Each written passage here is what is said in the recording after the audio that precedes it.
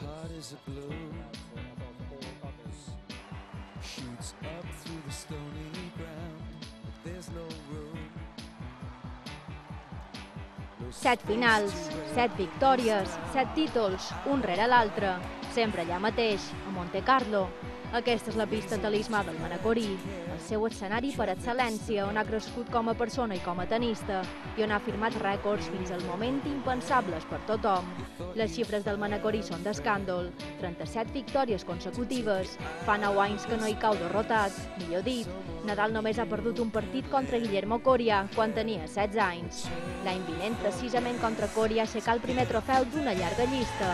El seguiren 3 finals contra Federer, la 5ª guanyà Djokovic i després va batre 2 espanyols, Fernando Verdasco el 2010 i l'any passat un amic com David Ferrer.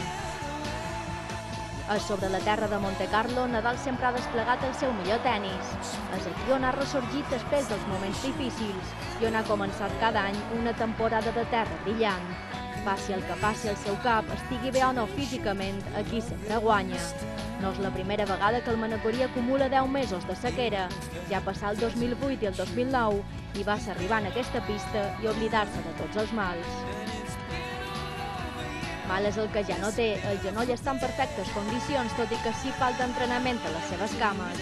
Sigui com sigui, Nadal necessita retrobar-se amb el triomf i si hi ha un lloc on és capaç de tot, coincideix amb l'escenari on pot proclamar-se per 8ª vegada campió.